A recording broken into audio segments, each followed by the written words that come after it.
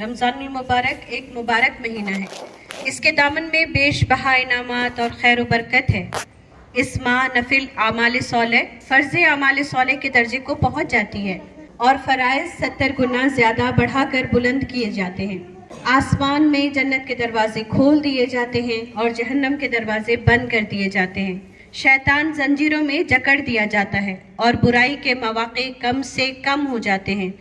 رمضان کی عظمت کا راز اگر ہمیں معلوم ہو تو یہ پتہ ہونا چاہیے کہ رمضان کا مہینہ پہلے بھی رمضان کا مہینہ تھا، لیکن جب اس میں قرآن نازل ہوا تب یہ رمضان کا مہینہ رمضان المبارک کا مہینہ بن گیا. تو دراصل یہ مہینہ قرآن کا مہینہ ہے. اللہ تعالیٰ نے جہاں پر جن آیات کو ابھی آپ نے سنا کہ شہر رمضان الذی انزل فیہ القرآن، کہ رمضان وہ مہینہ ہے جس میں قرآن نازل ہوا. ھدی للناس، یہ لوگوں کی ہدایت کے لیے ہے. وبینات، اور واضح نشانیاں ہیں. من الہدا، ہدایت کے لیے. والفرقان، اور فرقان. فمن شہدہ، تو جو کوئی منکم، تم میں سے الشہر، اس مہینے کو پائے، فلیصم، تو اسے چاہیے کہ وہ روزے رکھے. تو اللہ تعالیٰ نے بھی رمضان کے مہینے کو انٹروڈیوس کس سے کیا؟ قرآن کے نازل ہونے سے کیا، کہ یہ قرآن نازل ہونے کا مہینہ ہے جو لوگوں کی ہدایت کے لیے نازل کیا گیا ہے. تو اس لیے اس مبارک مہینے کی عظمت کو سمجھنے کے لیے ہمیں یہ سمجھنا ہوگا کہ قرآن اللہ کی کون سی نعمت ہے جو اللہ رب العالمین نے تمام انسانیت کو عموماً اور بالخصوص مسلمانوں کو عطا کر دیا ہے. تو عظمت قرآن پر روشنی ڈالنے کے لیے اور اس کی عظمت کو ہمارے دلوں میں اجاگر کرنے کے لیے، بٹھانے کے لیے، میں اپنی بہن نازنین صاحبہ کو دعوت دوں گی کہ وہ چند الفاظ عظمت قرآن پر بیان کریں گی. الحمدللہ الذی وکفی وسلام علی عبادہ الذین اصطفی، اما بعد فاعوذ باللہ من الشیطان الرجیم، بسم اللہ الرحمن الرحیم. رب اشرح لی صدری ویسر لی امری واحلل عقدۃ من لسانی یفقہوا قولی رب یسر ولا تعسر وتمم بالخیر اللہم وفقنا لما تحب وترضی. اللہ رب العزت ہمیں توفیق دے ہر اس عمل کا جو اسے پسند ہے، جس سے وہ راضی ہوتا ہے. آپ سب پہ اللہ تعالیٰ کی سلامتی، رحمتیں اور برکتیں ہوں. السلام علیکم ورحمۃ اللہ وبرکاتہ. یہ مبارک وقت جو ہے نا، قرآن کی وجہ سے جو ہے نا، جو لوگ قرآن سے جڑ جاتے ہیں، قرآن جہاں نازل ہوا ہے نا، وہ وقت، وہ لمحہ، وہ رات اور وہ جگہ جہاں پہ، اور وہ امت جس کے لیے نازل کیا گیا، سب بھی مطلب بہترین ہوتے ہیں.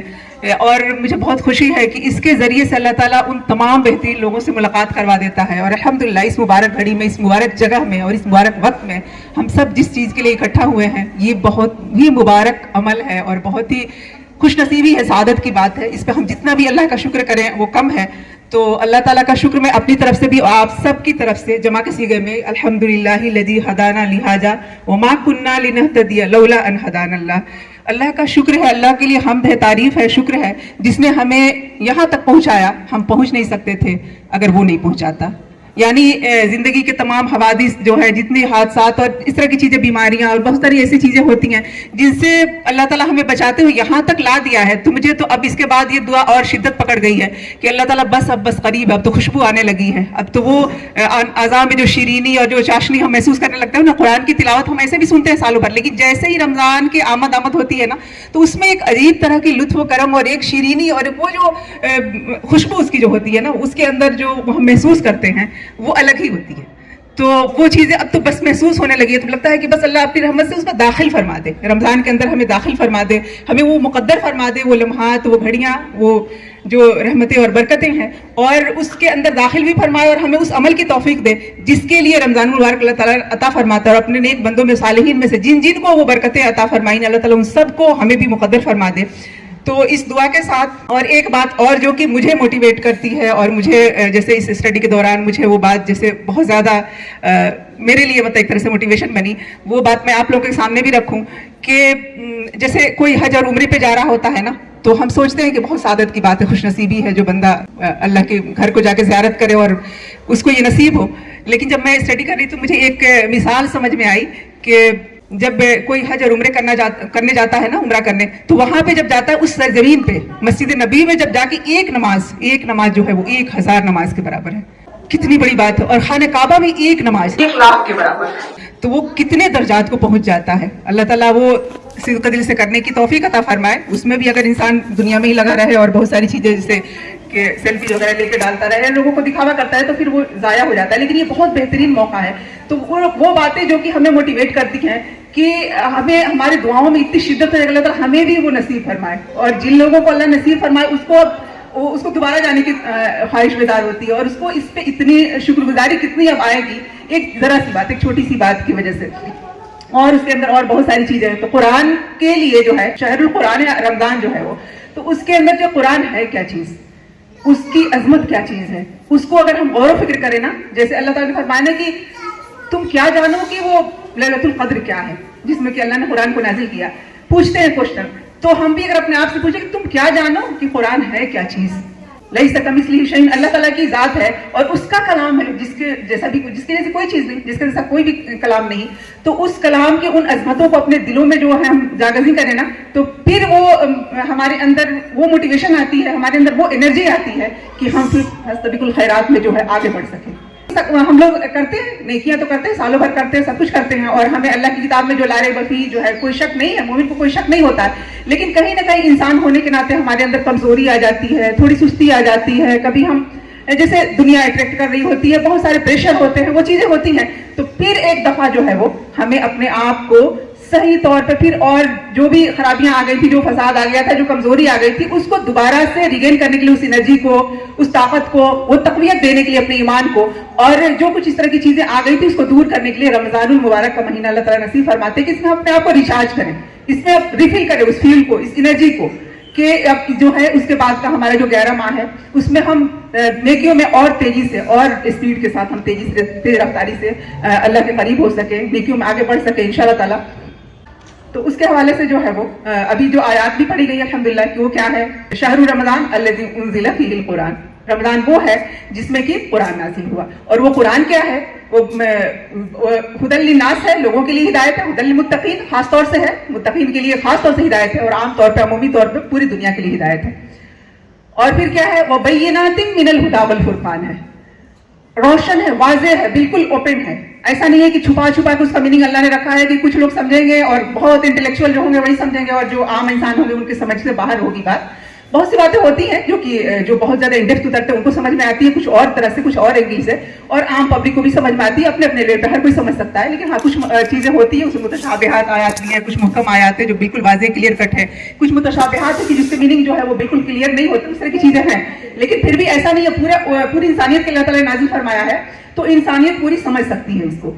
لیکن ہدی للمتقین کہ جو تقوی اختیار کرے گا, وہی رمضان کے روزے جس کے لیے فرض کیے گئے ہیں کہ تقوی اختیار کر لو, تقوی حاصل کر لو, اور اس کو اچیو کر کے تم پھر قرآن سے فائدہ اٹھاؤ, کیونکہ یہ رمضان جو ہے وہ قرآن کا مہینہ, اس میں روزے پر تمام چیزیں جو انٹر کنیکٹڈ ہیں ایک طرح سے ہم دیکھیں تو. تو یہاں پہ ایک حدیث ہے جو بہت پیاری حدیث ہے, وہ میں آپ کے سامنے رکھوں گی. ترمذی میں یہ حدیث کا نمبر ہے 2906, اور دارمی میں ہے 3357. اور یہ حدیث جو ہے امام حاکم نے اسے حسن کہا ہے, اور شیخ البانی کا جو سلسلۃ الصحیحہ جو ان کا ریسرچ ہے, جو جدید ریسرچ ہے جس میں کہ اور بھی کچھ صحیح اور حسن کے کیٹیگریز بنے ہیں, اس میں انہوں نے کہا کہ یہ حسن لغیری ہے. حسن لغیری یعنی کہ اپنی ذات میں حسن نہیں ہوتے, لیکن حسن یہ اپ گریڈ ہو گئی ہے, حدیث حسن ہو گئی ہے. یہ حدیث کیا ہے, علی رضی اللہ عنہ قال قال رسول اللہ صلی اللہ علیہ وسلم, حضرت علی کو ہم سب جانتے ہیں الحمدللہ, ان سے نیریٹڈ ہے یہ حدیث. تو انہوں نے یہ کہا کہ اللہ کے نبی صلی اللہ علیہ وسلم نے یہ فرمایا کہ عنقریب ایک فتنہ ہوگا. تو قلت, میں نے کہا, مل مخرج منہا یا رسول اللہ, کہ اس سے نکلنے کا راستہ کیا ہوگا. دیکھیں ہم لوگوں کو یہ بات معلوم ہے, ہم کہتے ہیں کہ اچھا کیسے ہوگا, کب ہوگا, ایسے ہوگا, ویسے ہوگا. انہوں نے بس اس چیز پہ کنسنٹریٹ کیا جو کام ہے کرنے کا. کہا کہ نکلنے کا کیا, وہ جو ہوگا کب ہوگا, ہے نا, قیامت کب آئے گی اکثر پوچھتے ہیں نا, اور اصل کام کیا ہے کہ آئے گی تو اس کی تیاری کیا کر رہے ہو, ہے نا, موت تو آ رہی, اس سے پہلے قیامت صغریٰ جو ہے موت ہے. تو یہاں پہ انہوں نے یہ کہا کہ اس سے نکلنے کا ایگزٹ کیا ہے اس سے. تو اللہ کے نبی صلی اللہ علیہ وسلم نے یہ فرمایا, کتاب اللہ, اللہ کی کتاب. فتنے سے نکلنے کا راستہ کہاں پہ ہے, اللہ کی کتاب میں. اس کے بعد یہ فرمایا کہ وہ کتاب جو ہے اس میں تم سے پہلے لوگوں کی خبریں ہیں, عاد اور ثمود کی, فرعون کی, اور تمام جو ہے قوموں کی خبریں ہیں. اور اس میں تمہارے بعد آنے والوں کی انفارمیشن ہے, بعد کے بھی حالات اس میں بیان کیے گئے ہیں. یعنی آنے والے دور میں جو چیزیں ہوں گی نا, هو الذی ارسل رسولہ بالہدی ودین الحق, اللہ تعالیٰ نے اپنے رسول کو دین حق دے کے بھیجا ہے تاکہ وہ تمام ادیان پہ تمام ریلیجنس پہ اس کو غالب کرے گا. یہ خبر بھی اس کے اندر ہے اور اس میں اللہ تعالیٰ کافی ہے گواہ وکفیٰ باللہ شہیدہ. تو آنے یعنی کہ پچھلے جو قومیں جو بیت چکی ان کے بارے میں خبریں ہیں, آنے والے زمانے کے بارے میں بھی انفارمیشن ہے. اس کے بعد کیا ہے, وہ تمہارے درمیان اس میں فیصلہ ہے, حق اور باطل کا فیصلہ اور توحید اور شرک اور تمام چیزیں جس میں ہم کی چاہتے ہیں کہ وہ اس میں ہمیں کلیئرٹی آئے, تو وہ کلیئرٹی اس کے اندر ہے, فیصلہ ہے اور یہ حق ہے, فیصلہ کوئی بات ہے, مذاق نہیں ہے. یہاں پہ جو لفظ آیا ہے نا اس میں ہے کہ ہوا فصل لیس بالحزن, اور قرآن میں یہی لفظ جو ہے یہی بات جو ہے تو اس کے الفاظ الگ ہیں. انہ لقول فصل وما هو بالحزن, اما پارا میں ہے اور ہم سب نمازوں میں بھی پڑھتے ہوں گے. وہ فیصلہ کن بات ہے, بالکل مطلب واضح دو ٹوک بات ہے, مذاق نہیں ہے, کوئی ایسی ویسی بات نہیں ہے. یہ اللہ کا کلام جو ہے وہ. پھر اس حدیث میں یہ بات آتی ہے کہ جو ظالم اس کو چھوڑ دے گا اللہ تعالیٰ اس کو توڑ دے گا. اس حدیث میں یہ بات آتی ہے, یعنی جو چھوڑ دے گا قرآن کو, یعنی کبھی پکڑا ہوگا تبھی تو چھوڑے گا نا. مسلمانوں کو ہی اصل میں خطاب کیا جا رہا ہے. ہم ترنت چلے جاتے ہیں ان کی طرف جن کو قرآن پہنچا ہی نہیں کہ اچھا وہ تو بڑے پھل پھول رہے ہیں, جن کو پہنچا ہی نہیں, پہنچانے کی ذمہ داری مسلمانوں کی ہی ہے. تو حدیث میں یہ بات آتی ہے کہ وہ جو ظالم اس کو چھوڑ دے گا, میں اس کا مفہوم بیان کروں کہ جو ظالم اس کو چھوڑ دے گا اللہ تعالیٰ اس کو توڑ دے گا, اور پھر اس کے بعد جو ہے جو کوئی اس کے سوا ہدایت طلب کرے گا, ہدایت چاہے گا کہیں اور سے حاصل کرنا, اللہ تعالیٰ اس کو گمراہ کر دے گا. اور پھر یہ آگے اس میں حدیث میں بات آتی ہے وَهُوَ حَبْلُ اللَّهِ الْمَتِينُ وَهُوَ ذِكْرُ الْحَكِيمُ وَهُوَ صِرَاطٌ مُسْتَقِيمٌ, کہ یہ جو ہے اللہ کی مضبوط رسی ہے. حبل رسی کو کہتے ہیں, ذریعہ کو کہتے ہیں, اور وہ ذکر الحکیم ہے, حکمت والا ذکر ہے, یعنی اس کے اندر جو ہے وہ حکمتیں پوشیدہ ہیں. انسان کے پاس حکمت نہیں ہونا تو سارے کام گڑبڑ کرتا ہے. تو جو قرآن کو تھام لے گا نا اللہ تعالیٰ اس کو حکمت عطا فرمائے گا. فقط اوتی خیر کثیرہ, جس کسی کو حکمت دے دی گئی تو وہ خیر کثیر دے دیا گیا, انلمیٹڈ خیر دے دیا گیا. قرآن میں آیت آتی ہے سورۃ البقرہ میں. تو یہاں پہ یہ کہا جا رہا ہے کہ اور پھر جو ہے کہ یہ ایسی کتاب ہے کہ جس سے علماء جو ہے یہ اللہ کی مضبوط رسی ہے, یہ حکمت والا ذکر ہے, اور یہ سیدھا رہتا ہے. صراط مستقیم بھی یہی ہے, اور اس سے خواہشات بھٹکتی نہیں ہے, علماء اس سے سیر نہیں ہوتے. یعنی کہ یہ کبھی بھی فیلنگ نہیں آتی ہے کہ قرآن پڑھ کے ہم بس فلفل ہو گیا, ہم نے پڑھ لیا.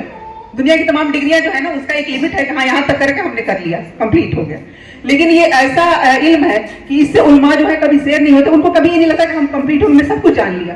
اس کے خزانے ایسے ہیں کہ وہ کبھی ختم نہیں ہونے والی, بار بار پڑھنے سے پرانا نہیں ہوتا, یعنی کوئی بور نہیں ہوتا اس سے, اور اس کے عجائبات کبھی ختم نہیں ہوتے. اس میں ایسے تعجب انگیز باتیں ہیں جو کبھی ختم نہیں ہوتی ہے. ہر دور کے لوگ, اس دور سے لے کے 14 صدیاں پہلے سے لے کے ابھی تک لوگ اس میں سے عجائبات نکالتے رہیں گے, آنے والے دور میں بھی اپنے اپنے دور کے مطابق, اور وہ حیرت زدہ ہوتے رہیں گے کہ اللہ تعالیٰ نے اس میں, کیونکہ ہے اللہ کا کلام ہے نا, کسی انسان کا تو ہے نہیں ہے. تو اس کے بعد جو ہے وہ ایک بات اور, یہ جو حدیث ایک اور میں نے یہاں پہ جو ضروری ہے میں آپ کے سامنے رکھوں, کہ جیسے ہم سمجھتے ہیں نا کہ دنیا میں ہمارا کوئی سفارشی ہو, کوئی ہمارا سپورٹر ہو, ہے نا. سپورٹ کی ضرورت تبھی پڑتی ہے جب انسان جو ہے وہ کبھی کمزور ہو رہا ہوگا, ہے نا کہیں. اور ظاہر سی بات ہے کہ خلق الانسان ضعیفا, انسان کمزور پیدا کیا گیا, کہیں نہ کہیں ہمارے اندر کمزوری ہوتی ہے, تو ہمیں سپورٹ چاہیے ہوتا ہے. دنیا میں بھی سپورٹ, ہمارا بھائی ہو, ہماری بہن ہو, ہماری وہاں والدین ہو, ہمارے رشتہ دار ہوں, ہمارے دوست احباب ہوں, کہیں نہ کہیں وہ خوشی اور غم میں سپورٹ کرتے ہیں. تو یہ ہمیں سپورٹ کی ضرورت ہوتی ہے. لیکن آخرت میں جو سپورٹ کی ضرورت ہوگی نا, وہاں کوئی نہیں ہوگا. یوم یفر المرء من اخیہ و امہ و ابیہ و صاحبتہ و بنیہ, وہاں سب بھاگ رہے ہوں گے, کون کس کو پوچھ رہا ہوگا. وہاں قرآن آئے گا سفارشی بن کے. وہ حدیث کا مفہوم جو آپ کے سامنے میں رکھوں گی. ان ابن مسعود رضی اللہ عنہ قال قال رسول اللہ صلی اللہ علیہ وسلم, ابن مسعود رضی اللہ عنہ سے نیریٹڈ ہے, وہ کہتے ہیں کہ نبی پاک صلی اللہ علیہ وسلم نے یہ فرمایا کہ قرآن جو ہے شافی مشفع, یہ شافی ہے یعنی شفاعت کرنے والا ہے, مشفی ہے یعنی وہ بھی شفاعت کی میننگ میں آتا ہے, شفاعت کرنے والا ہے. وہ حامل مصدق, اور جو کوئی اس کی تصدیق کرنے والا ہے اس کے لیے وہ بھی تصدیق مصدق ہے, یعنی سچا ہے. اور جو اس کو اپنے سامنے رکھے گا, جو اس کو اٹھائے گا, جو کیری کرے گا, جو اس کا مطلب اس کو اپنے دل میں جذب کرے گا, اور جو اس کو اپنے سامنے رکھے گا, امامہ آیا ہے لفظ یہاں پہ, تو اللہ تعالیٰ اس کو کیا کرے گا, جنت میں پہنچائے گا. اور جو اس کو پیچھے چھوڑ دے گا, پیچھے ڈال دے گا, اپنے خلف ظہری آیا ہے, پیٹھ کے پیچھے ڈال دے گا, تو ساقہ الی النار, اس کو جہنم کی طرف ہانک دیا جائے گا. اللہ کا نام ہے رکھے ہم اس چیز سے. تو یعنی ہمیں اپنی کتاب, اس اللہ کے کلام کو جو ہے نا آگے رکھنا ہے, سامنے رکھنا ہے, یعنی ہمیں اس کو فالو کرنا ہے نا. اس کو آگے رکھنا ہے, اس کے ساتھ ساتھ اس کے مطابق ہمیں چلنا ہے, اس کے مطابق اپنی زندگی گزارنی ہے ہمیں. اور جس نے اس کو پیچھے ڈال دیا سے کیا مطلب ہے کہ ہمارے رسم و رواج, ہماری شادیاں, ہمارے جینا مرنا سب اس میں ہمارے اپنے طریقے چل رہے ہیں, اللہ کا طریقہ کہیں اور ہے, تو وہ پیچھے ڈالنا یہ اس طرح سے ہوتا ہے. تو جس نے پیچھے ڈال دیا تو اس کا جو انجام ہے وہ اس میں بتایا گیا ہے کیا ہوگا. اللہ پناہ ہے اس چیز سے. تو یہ جو ہے قرآن جو ہے وہ سفارشی بن کے آئے گا وہاں پہ, اور یہ بھی بات آتی ہے وہ آ کے پوچھے گا, فزیکل فارم میں آئے گا اور پوچھے گا مجھے پہچان رہے ہوگا محشر پہ, جہاں کوئی کسی کو نہیں پوچھ رہا ہوگا. تو بندہ مومن کہے گا کہ نہیں پہچان رہا, کیونکہ اس کو فزیکل فارم میں تو دیکھا نہیں ہوگا دنیا میں. وہ الفاظ ہیں, اس میں بھی کیا ہے, کتابیں, جو پیپر ہے, جو انک ہے, جو بائنڈنگ ہے اس کی, وہ سب دنیاوی چیز ہے. اس کا اصل جو کلام ہے نا وہ تو ساؤنڈ کی شکل میں آیا تھا. تو یہ جو لکھے گئے مطلب دنیاوی چیزوں سے اس کو لکھ کے پھر اس کو کمپائل کیا گیا, وہ کیا گیا. تو ہم سمجھتے ہیں کہ ہاں وہ بھی کتاب ہے, یہ بھی کتاب ہے, کتابوں سے ہم اس کو سمجھ لیتے ہیں کہ ہاں یہ بھی کتاب ہے, لیکن یہ کیا چیز ہے وہ ہمیں سمجھنے کی ضرورت ہے. تو وہاں پہ جب آئے گا فزیکل فارم میں آئے گا اور آ کے پوچھے گا تو بندہ مومن اس کو پہچان نہیں پائے گا, تب وہ بتائے گا کہ میں قرآن ہوں, میں تمہارا ساتھی ہوں. تو یہ اللہ تعالیٰ نصیب فرمائے ہمیں اس دن ہمیں اس کا دیدار فزیکل فارم میں ہو. آج تو ہم اس کو روحانی طور پہ ہی ملاقات کرتے ہیں اور روحانی طور پہ ہی اس کو جانتے ہیں, قرآن کو اللہ کے کلام کے طور پہ جانتے ہیں. اور پھر یہاں پہ ایک اور حدیث ہے جو کہ قرآن سبب ہے, رسی یعنی ذریعہ سبب. جیسے کہ ہم لوگ موبائل کو جب کنیکٹ کرتے ہیں نا چارجر کے ذریعے, پاور سے کنیکٹ کرنے کے لیے کارڈ ہم استعمال کرتے ہیں, تو اس کے ذریعے سے اس کو کنیکٹ کرتے ہیں. تو اللہ تعالیٰ سے کنیکٹ ہونے کے لیے ہمیں ایک ذریعہ جو ہے وہ رسی آتا ہے. رسی کے میننگ میں آتا ہے, اس میں کیا ہے کہ ان عبداللہ بن مسعود رضی اللہ عنہ قال قال رسول اللہ صلی اللہ علیہ وسلم ان هذا القرآن سبب, یہ قرآن جو ہے ایک سبب ہے, ایک ذریعہ ہے, ایک رسی ہے, آسمان تک, اللہ تعالیٰ تک مطلب وہ تنی ہوئی ہے. اور اس میں کیا ہے, حدیث میں یہ بات کیا آتی ہے کہ طرف بید اللہ و طرف بایدیکم, اس کا ایک سرا تمہارے ہاتھ میں اور ایک سرا اللہ کے ہاتھ میں. مطلب ایسا کنیکشن قرآن جب اس کے ذریعے ہم آ جائیں گے نا, تو ایک سرا ہمارے ہاتھ میں اور ایک سرا اللہ کے ہاتھ میں. پھر اس کے بعد یہ فرمایا کہ فتمسکوا بہ, اس کو مضبوطی سے پکڑ لو, تھام لو. فَإِنَّكُمْ لَن تَضِلُّوا وَلَن تَهْلِكُوا بَعْدَهُ أَبَدًا, اب اس کے بعد نہ تم گمراہ ہوگے اور نہ تم ہلاک ہوگے. جو اس کو نہیں تھامے گا, اس سے الگ ہو جائے گا, تو کیا ہوگا کہ وہ گمراہ بھی ہو جائے گا, اور گمراہ ہو گیا تو اس کی ہلاکت شروع ہو گئی وہیں سے. ہلاکت کی شروعات وہیں سے ہو جاتی ہے. تو گمراہ بھی نہیں ہوگے اس سے بچنے کے لیے, اور ہلاکت سے بچنے کے لیے اس سبب کو, اس رسی کو, اس کو مضبوط, فتمسکوا یعنی کہا کہ مضبوطی سے پکڑ لو, ہے نا. ایک چھوٹی سی بات مجھے یاد آ گئی, کسی نے یہ کہا تھا, واٹس ایپ پہ کسی نے شیئر کیا تھا کہ وہ رسی تنی ہوتی ہے نا جس میں ہم کپڑے پھیلا رہے ہوتے ہیں, تو کپڑے اس پہ ڈال رہی تھی اور وہ کیا ہوا کہ اچانک سے رسی ٹوٹی اور کپڑے گندے ہو گئے, نیچے گر کے گندے ہو گئے. تو وہاں پہ بندہ مومن کو واقعی اس طرح کی مثالیں سمجھ میں آتی ہیں. تو وہاں پہ یہ سمجھ میں آئے کہ ہاں اللہ کی رسی جب چھوٹ جاتی ہے تو ہم بھی گر جاتے ہیں اور زمین بوس ہو جاتے ہیں اور گندے ہو جاتے ہیں, وہ تمام گندگی آلودگیاں ہمارے اندر آ جاتی ہے. تو اس رسی کو تھام کے رکھنا ہے, اس ذریعے کو تھام کے رکھنا ہے, اس کو ٹوٹنے نہیں دینا, بریک نہیں ہونے دینا ہے انشاءاللہ تعالیٰ. اور جو کچھ اس طرح کی کمزوری, ضعف, کچھ اس طرح کی باتیں آ گئی تھی, سستی آ گئی تھی, کچھ اس طرح کی چیز آ گئی تھی, دنیا کی محبت غالب آ گئی تھی, کچھ اٹریکشن, کچھ ڈسٹریکشن آ گئی تھی, تو اس کو اب یہاں پہ پیوریفائی کرنے کے لیے, اس کو درست کرنے کے لیے, ٹھیک کرنے کے لیے, اور یہاں پہ جو ہے رمضان المبارک کا مہینہ جو ہے انشاءاللہ تعالیٰ اللہ تعالیٰ ہمیں نصیب فرمائے, خیر کے ساتھ ہم اس میں داخل فرمائے. تو یہ جو حدیث میں نے ابھی بیان کی تھی, اچھا قرآن جو سفارش بن کے آئے گا, یہ حدیث ہے طبرانی میں, اور شیخ البانی نے اس کو حسن کہا ہے. اور یہ جو قرآن سبب ہے, یہ والی حدیث ہے مسند احمد میں, اور طبرانی میں الموجم کبیر میں ہے, اور باہقی میں شعب الایمان میں یہ بیان ہوا, اور شیخ البانی نے اسے حسن لغیرہ کہا ہے. اور پھر اس کے بعد جو ہے نبی پاک صلی اللہ علیہ وسلم کا ایک اور فرمان, جس کا کچھ حصہ میں لوں گی انشاءاللہ تعالیٰ, کیونکہ ہمیں عصر کی نماز کی وجہ سے ٹائم کا بھی وہ رکھنا ہے. تو اس میں اللہ کے نبی صلی اللہ علیہ وسلم یہ فرمایا کہ قرآن وہ چیز ہے کہ جس کے مطابق کسی نے بات کہی, من قال به صدق, اگر اس کے اکارڈنگ کوئی بات کرتا ہے تو اس نے سچ کہا, اس نے درست کہا, درست بات کہی. من حکم به عدلا, اس کے اکارڈنگ کوئی فیصلہ کرتا ہے نا تو وہ درست فیصلہ کرتا ہے, اس کا فیصلہ عدل پہ مبنی ہوتا ہے. اور پھر ایک اور بات اس میں آتی ہے کہ من عمل به اجر, جو کوئی اس کے مطابق عمل کرے گا وہ اجر دیا جائے گا, اجر دے دیا گیا, اس طرح سے میننگ اس میں آتا ہے. اور ومن دعا الیہ فقد ہدی الی صراط مستقیم, اور جو اس کی طرف لوگوں کو بلائے گا تو وہ صراط مستقیم کا ہدایت پا گیا, وہ اس راستے کا مسافر ہو گیا. ابھی راستے پہ بس چل پڑے ہیں, ابھی تو منزل دور ہے, اللہ تعالیٰ اس تک پہنچائے بھی. تو بہت مبارک ہو تمام لوگ جو قرآن کے لیے کہیں نہ کہیں سے کسی نہ کسی طرح سے حصہ اپنا ڈال رہے ہیں. اور ظاہر سی بات ہے ایک چھوٹا سا ہی کام ہو, لیکن یہ سب کی محنت اور کوشش اور سب کی جو دعائیں اور بہت ساری چیزیں جو ہے اس کے ذریعے سے ایک کام وہ جو پاسبل ہو پاتا ہے. تو وہ اللہ, اور یہ خوشخبری بھی میں یہاں ضروری سمجھتی ہوں کہ رکھ دوں کہ خیرکم من تعلم القرآن وعلمہ, جو پڑھتا ہے پڑھاتا ہے, جو سیکھتا ہے یا سکھاتا ہے نا. اور قرآن کے بارے میں ہم نے حدیث میں یہ بات دیکھی نہیں کہ اس کا علم ایسا ہے کہ اس کو ہم سیکھتے چلے جائیں گے, اس میں کچھ مطلب ہمیں ایسا نہیں لگا کہ ہم نے پورا کر لیا. تو ہم میں سے ہر کوئی کہیں نہ کہیں کسی نہ کسی کیپیسٹی میں ہم سیکھنے والے ہیں, اور کہیں نہ کہیں ہم سکھانے والے پھر ہوتے ہیں. اور سکھانے والے اگر نہیں ہوتے تو پھر وہ علم نافع علم نہیں بنتا. اور وہ علم جو ہے, اور اس کے بارے میں یہ بھی بات ہم سب جانتے ہیں کہ علم بانٹنے سے بڑھتا ہے. جس چیز کو ہم نے ایک آیت بھی اگر بلغوا انی لو آیا, ایک آیت سیکھ لی ہے تو اس کو کسی نہ کسی کو سکھا دیں, وہ امانت ہے. ہمیں بھی ایسے ہی پہنچا ہے, ہمیں بھی کسی کے تھرو ہی پہنچا ہے. ماں کے پیٹ سے تو کوئی نہیں کچھ سیکھا آتا ہے, دنیا میں سیکھتا ہے. تو کہیں جہاں بھی سیکھنے کا موقع ہے سیکھیں, جہاں سکھانے کا موقع ہے سکھائیں. انشاءاللہ تعالیٰ یہ وہ کتاب ہے جس کو کہ ہم اگر تھامیں تو ہمیں رفتیں اور عزتیں اور بلندیاں جو ہیں وہ اللہ تعالیٰ نصیب فرماتا ہے. اور وہ حدیث بھی میں یہاں پہ رکھ دوں جو وہ بھی اتھینٹک حدیث ہے, کہ اس میں یہ بتایا گیا کہ ان اللہ یرفع بہذا الکتاب اقواما ویضع بہ الاخرین. اللہ تعالیٰ اس کتاب کے ذریعے سے بہت سی قوموں کو سربلندی عطا فرماتا ہے اور بہت سی قوموں کو پستیوں میں پھینک دیتا ہے. آپ دیکھیں صحابہ کو, ہے نا, ہم کہتے ہیں اچھا مسلمان پھر کیوں نہیں سربلند ہو جاتے, دوسری قوم میں تو بڑی سربلند ہے. تو اس کے گواہ اور تاریخ گواہ ہے اس بات پہ, جن لوگوں نے تھاما اللہ نے ان کو عزتیں دی. اس وقت کے سپر پاور کون تھا؟ صحابہ کے دور کا سپر پاور کون تھا؟ وہی تھے. اس سے پہلے وہ لوگ کیا تھے؟ قرآن سے پہلے وہ لوگ کیا تھے؟ کچھ بھی نہیں تھا. اللہ نے ایسی عزتیں دی, ایسی رفتیں دی, ایسی بلندیاں دی. تو ہم جو یہ کہتے ہیں نا, تو اس کا جواب وہیں پہ ہے کہ یعنی اس بات کو تو انمتا علیہم کر کے دکھا چکے, کر کے چلے گئے. وہ راستہ کلیئر ہے, وہ ساری چیزیں واضح ہیں. ایسا نہیں ہے کہ ہاں ہم کریں گے تو پتہ نہیں ہوگا نہیں ہوگا. اور دوسری چیزیں کہ دوسری قومیں تو بڑی سربلند ہو رہی ہیں. تو بات یہی ہے کہ ان لوگوں نے تھاما تھا, اللہ نے ان کو عزتیں دی, ہم نے نہیں تھاما ہے. ہمیں تھامنے کی ضرورت ہے. اللہ تعالیٰ توفیق دے, جہاں جہاں کمی ہے, جہاں بھی کوتاہی ہے, اللہ تعالیٰ ہمیں توفیق دے کہ ہم اس کو دور کریں اپنی. اچھا دیکھیں, قرآن جو معجزہ ہے نا, اس کے بارے میں بھی نبی پاک صلی اللہ علیہ وسلم کی حدیث ہے کہ تمام انبیاء کو معجزات دیے گئے.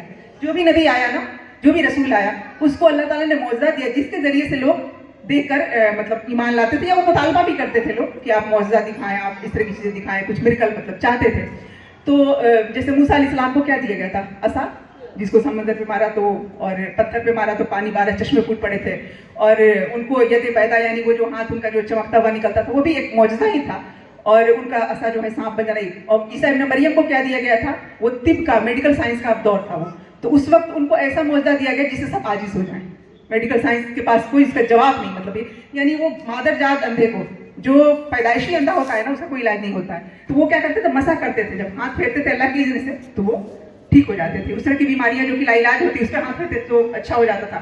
اور پرندہ جو مٹی کا بنا کے پھونک مارتے تھے اللہ کی اذن سے, وہ سچ مچ کا پرندہ بن کے اڑنے لگتا تھا. اللہ کے نبی صلی اللہ علیہ وسلم کو کیونکہ ان کی نبوت اور رسالت جو ہے آخرت تک کے لیے, مطلب وہاں تک کے لیے جہاں رہتی دنیا تک کے لیے, تو اللہ کے نبی صلی اللہ علیہ وسلم کو ایسا معجزہ دیا گیا جو رہتی دنیا تک کے لوگ دیکھ سکے, اس کو مشاہدہ کر سکے. کس طرح سے معجزہ ہے کہ آج تک اس چیلنج کا کوئی جواب نہیں دے سکا کہ کہا کہ ان کنتم فی ریب مما نزلنا علی عبدنا فأتوا بسورۃ من مثلہ وادعوا شہداءکم من دون اللہ ان کنتم صادقین.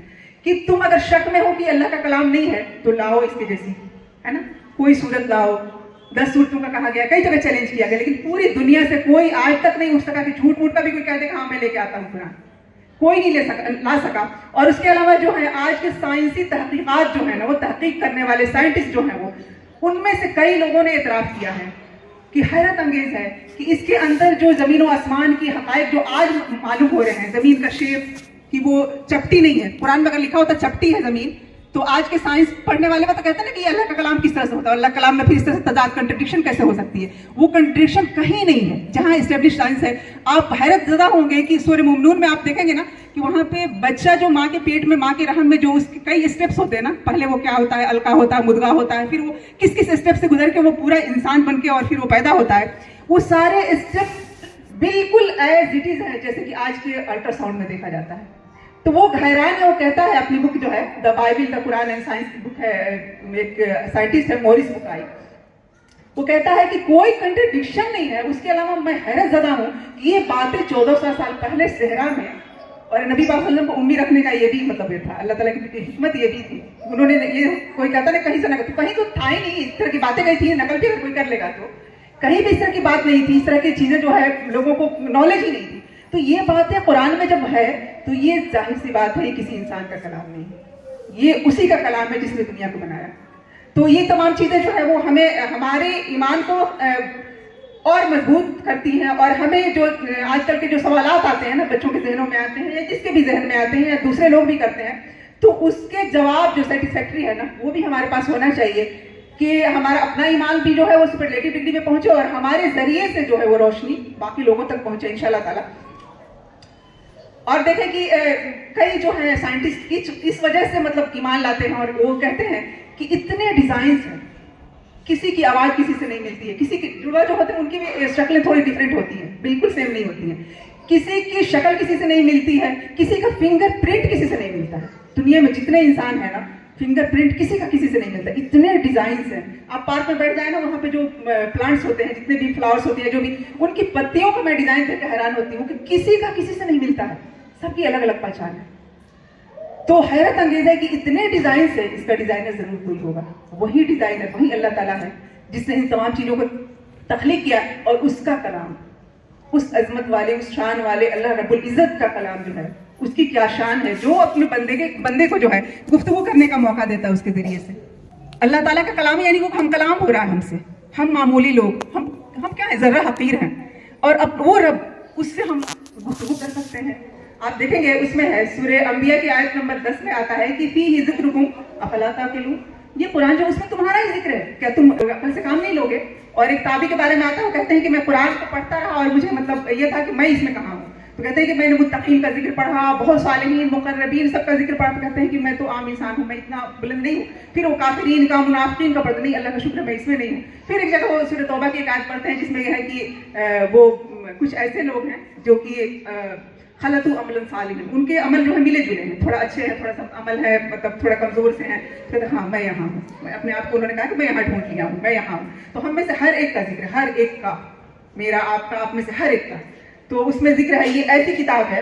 اور دیکھیں اس میں جو ہے ہدایت کیسے ملتی ہے. ہدایت کی کتاب جو ہم کہتے ہیں سب کے لیے ہے, تو کیوں نہیں سبھی ہدایت پا جاتے ہیں. تو اس کے لیے کچھ ٹرم اینڈ کنڈیشنز ہیں. اس میں اللہ تعالیٰ یہ فرماتے ہیں کہ من اتبع رضوانہ, جو اللہ کی رضا کا طالب ہوتا ہے نا, تو اس کو اللہ تعالیٰ سلامتی کے راستوں کی طرف اللہ تعالیٰ ہدایت فرماتا ہے. یخرجہم من الظلمات الی النور, کو اندھیروں سے نکال کے روشنی کی طرف لاتا ہے, اور یہدیہم الی صراط مستقیم, اور اس کو ہدایت دیتا ہے سیدھے راستے کو. پھر شفا اگر ہے, شفا کی بات آتی ہے نا کہ قرآن شفا ہے, تو اس میں مجھے ایک بات آپ لوگوں کے سامنے رکھنی ہے کہ وہ شفا کس طرح سے ہے. کہا کہ للمؤمنین, وہاں پہ بات آتی ہے نا شفا ہے, تو وہ للمؤمنین یعنی مومنین کے لیے ہے.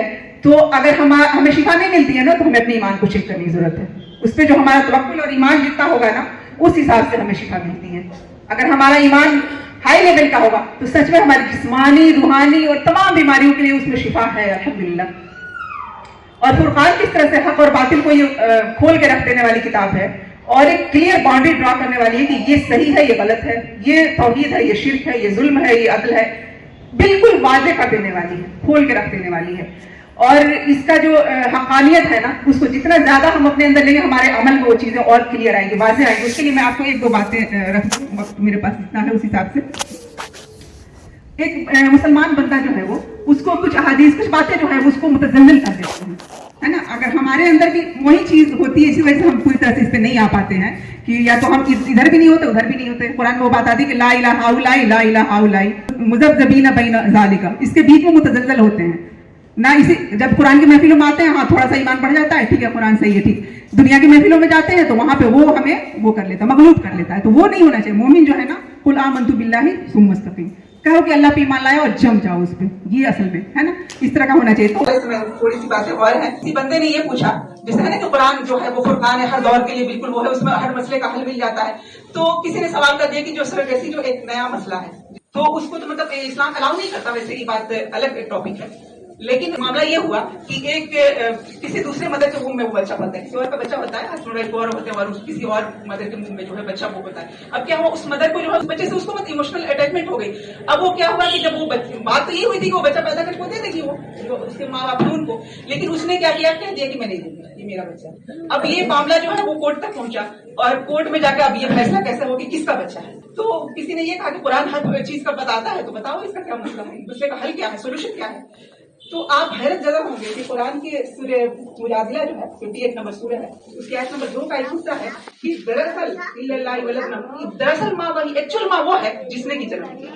تو حیرت زدہ مطلب ہو جاتا ہے. پھر میں نے امام شافعی اجماع جو ہے نا, اجماع ایک دلیل ہے, یعنی کہ مسلمانوں کا, امت کا, صحابہ کا جو اجماع ہے کسی بات پہ, تو وہ ایک دلیل ہے, حدیث دلیل ہے, قرآن کی آیت دلیل ہے نا, دوسرے سے وہ بات دلیل ہو جاتی ہے کہ ہاں یہ بات صحیح ہے, کیونکہ غلط بات پہ تمام امت کا جیسے اور تمام نیک صالحین لوگوں کا اور صحابہ کا اجماع نہیں ہو سکتا ہے. تو پھر انہوں نے کوشش کی کہ میں اس کی دلیل کہاں سے ڈھونڈوں. وہ کہتے ہیں کہ اس کی دلیل میں ڈھونڈنے کے لیے قرآن کو 300 بار پڑھا, اور 301 بار جب پڑھا تو وہ سورہ نساء کی آیت ہے کہ جو مومنین کی سبیل سے الگ راستہ اختیار کرے گا, سورہ نساء کی آیت نمبر 115 نمبر آیت ہے, اس کا ایک حصہ ہے, مومنین کی راستے سے الگ راستہ اختیار کرے گا تو اس کو نولی ما تولا ونصلیہ جہنم, اس کو ہم جہاں پھرے گا اسی طرف پھیر دیں گے اور اس کو جہنم میں داخل کر دیں گے. یعنی کہ اجماع جو ہے نا, صحابہ کا اجماع ہے یا مطلب علماء کا اجماع جو ہے نا, وہ ایک دلیل ہے.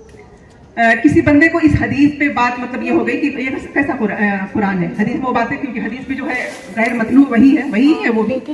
تو اس میں اللہ کے نبی صلی اللہ علیہ وسلم ابو ذر غفاری رضی اللہ عنہ سے یہ بتاتے ہیں کہ ابو ذر تم جانتے ہو کہ یہ سورج کہاں جاتا ہے؟ تو وہ کہتے ہیں کہ اللہ اور اس کے رسول زیادہ جانتے ہیں, صحابہ کا یہی طریقہ ہوتا تھا. تو اللہ کے نبی صلی اللہ علیہ وسلم یہ فرماتے کہ سورج جاتا ہے اور اللہ کے عرش کے نیچے جا کے سجدہ کرتا ہے اور پھر وہاں سے اجازت طلب کرتا ہے, پھر دوسرے دن اجازت مطلب نکلنے کا, سورج طلوع ہونے کی اجازت طلب کرتا ہے, پھر طلوع ہوتا ہے.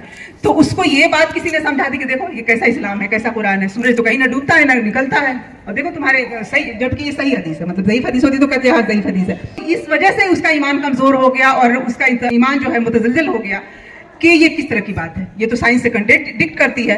تو علماء نے اس کا جواب دیا, اس کو یہ کہا کہ دیکھو سورج جو ہے وہ چاند ستارے سب اللہ تعالیٰ کے فرما بردار, یہ بات ہے نا, اور سب تسبیح کرتے ہیں, تو کیا ہمارے اور تمہارے جیسے تسبیح کرتے ہیں سب, یعنی کہ اللہ تعالیٰ کے فرما بردار ہے, اس کا حکم ہوتا ہے تو وہ نکلتے ہیں, چلتے ہیں, گردش کرتے ہیں, اور وہ اللہ کا حکم نہیں ہوگا تو وہ نہیں نکل سکتے, اللہ کے حکم کے تابع ہیں. اصل بات یہ ہے, تم دیکھو ساری باتیں بتانے کے بعد اس کو بات سمجھ میں یہ تو کہا کہ دیکھو اس سائنس کی ٹرمنالوجی میں جو ہے وہ سن سیٹ اور سن رائز کا ٹرم یوز ہوتا ہے, جبکہ سائنس یہ جانتی ہے کہ نہ سن سیٹ ہوتا ہے نہ رائز ہوتا ہے, نہ طلوع ہوتا ہے نہ غروب ہوتا ہے. وہ اپنی جگہ پہ ہے, اپنے اس پہ گھوم رہا ہے, اور زمین جو گھومتی ہے اس کی وجہ سے اس کا جو ہے وہ دن اور رات ہوتے ہیں. پھر بھی سائنس اس ٹرم کو یوز کرتی ہے, تو کیا کہیں گے کہ یہ سائنس سے کنٹینٹری بات ہے. اسی طرح سے نبی پاک صلی اللہ علیہ وسلم کو یہ باتیں معلوم تھی, اللہ نے ان کو تمام حقائق کھول دیے تھے, لیکن عام انسان جو ہے وہ ابو ذر غفاری کوئی ناسا میں تو کام نہیں کرتے تھے, وہ ایک مسلمان تھے, مومن تھے, اللہ تعالیٰ کے چنندہ تھے. تو ان کو مطلب اس طرح سے عام پبلک کو سمجھانے کے لیے بات کہی گئی ہے, کیونکہ ہم بھی آج بھی بولتے ہیں سورج غروب ہوتا ہے, سورج طلوع ہوتا ہے, اتنے بجے سورج نکلتا ہے, اتنے سر, حالانکہ سورج نکلتا ہے نہ نکلتا ہے, پھر بھی یہ بات ایکسیپٹیبل ہے اور یہ چلتی چلی جا رہی, اس کو بدلا نہیں کیا اور اس طرح سے رہے گی. تو بات یہی ہے کہ حق ہے, سچ ہے, درست بات ہے, اور اس بات کو ہم اپنے دلوں میں جو ہے نا وہ جاگزی کر لیں, اس کو مطلب مضبوط کر لیں, ہمیں تقویت مل جائے, تو پھر ہمارے عمل میں وہ تقویت نظر آئے گی. وہ جو کمزوریاں ہیں نا, وہ جو دھیمے ہیں نا, ہم رفتار ہماری جو تیز نہیں ہے نا, تو ہم نے خود اس کو نہیں لیا, اس وجہ سے ہمارے اندر شفا, رحمت اور وہ تمام چیزوں کی جو کمی ہے نا وہ ہمارے اندر ہے. ہم دوسری قوموں کہتے ہیں اچھا قرآن چھوڑ کے وہ تو آگے نکل گئے, بہت چاند پہ پہنچ کر یہ ہو گیا وہ ہو گیا, اور ہم تو یہی بیٹھے ہیں. تو قرآن کی وجہ سے نہیں ہے, اگر انہوں نے دین چھوڑا ہے تو ایک باطل دین تھا جس کو انہوں نے چھوڑ دیا. کسی کے پاس پتھر ہے, حالانکہ ہیرا بھی پتھر ہی ہوتا ہے, ایک مثال کے طور پہ میں کہہ رہی ہوں, تو وہ پتھر لے کے کیری کر رہا تھا ہیرا سمجھ کے, ہے نا. ایک دن اس کو سمجھ میں آیا کہ یہ تو پتھر ہے, یہ بیکار میں اس کو کہاں لے کے ڈھو رہا, اس نے پھینک دیا اور وہ آرام سے آزاد ہو کے چلنے لگا. اور جس کے پاس اصلی ہیرا تھا اس نے کہا کہ اس نے پتھر کو پھینک دیا تو میں بھی پھینک دوں. تو جو پتھر پھینکا اس کا تو نقصان نہیں, اس کو تو فائدہ ہی ہوا کہ ایک بوجھ ڈھو رہا تھا اس نے پھینک دیا, ہے نا. تو جن لوگوں نے دین چھوڑ کے ترقی کی ہے نا, وہ دین صحیح دین نہیں تھا, انہوں نے چھوڑ دیا. اور جن لوگوں نے صحیح دین کو چھوڑا تو اصلی ہیرے کو اس نے پھینک دیا, تو نقصان تو اس کا ہو ہی جائے گا نا, اس کا نقصان ہو جائے گا. اور دنیا کی تمام قومیں جو ہے نا کسی طرح بھی ترقی پا لے, مسلمان اگر چاہے گا کہ اللہ کی کتاب کو چھوڑ کے ترقی پائے گا, یہ امپاسبل ہے, کیونکہ مسلمانوں کو اللہ نے اٹھایا ہے اس کام کے لیے کہ تم اللہ کی کتاب کو تھامو اور اس کو پوری دنیا کے سامنے پیش بھی کرو, یہ تمہاری ذمہ داری ہے. تو اللہ تعالیٰ ہمیں توفیق دے کہ ہم اپنے ایمان کو بڑھائیں, اور ایمان کو بڑھائیں گے نا تو ہمارے عمل میں وہ تقویت آئے گی, وہ عمل میں جو تقویت آئے گی نا وہ نظر آئے گی, وہ ظاہر ہوگی, اس کی وجہ سے جو روشنی پھیلے گی, اس کی وجہ سے جو معاشرے میں ہمارے آس پاس میں جو ہے وہ روشنی پھیلے گی نا, تو وہ ایک طرح سے ہوگا کہ ہاں لِتَكُونُوا شُهَدَاءَ عَلَى النَّاسِ, تم لوگوں پہ گواہی دو اس بات کی, یہ دین حق ہے. تو یہ فرقان ہے, یہ برہان ہے, یہ شفا ہے, یہ رحمت ہے, یہ بیش بہا جو خزانے ہیں نا ان تمام کو سمیٹنے کے لیے ہمیں جو کام کرنے کی ضرورت ہے, جس طرح سے اس کے اوپر ایمان لانے کی ضرورت ہے, ہر شک و تردد کو دور کرنے کی ضرورت ہے, اپنے علم کو بڑھانے کی ضرورت ہے, اور بہت ساری جو چیزیں ہیں انشاءاللہ تعالیٰ اللہ کی توفیق سے. اس کے لیے ہمارے لیے اللہ تعالیٰ نے وہ شر کی قوتوں کو باندھ کے چین کر کے اور ہمیں ایک بہت اچھا موقع فراہم کیا ہے کہ اس کو پھر سے ہم ڈیٹاکسیفائی کر کے اپنے تمام ان اعمال کو اور درستی کے ساتھ پھر ہم آگے بڑھنے کی کوشش کریں انشاءاللہ تعالیٰ. تو میں یہیں پہ اپنی بات کو کمپلیٹ کرتی ہوں. اقول قولی ھذا استغفر اللہ الله لي ولكم ولسائر المسلمين ونفعني وإياكم بذكر الحكيم فاستغفروه إنه جواد كريم وبر رحيم. السلام علیکم ورحمۃ اللہ وبرکاتہ.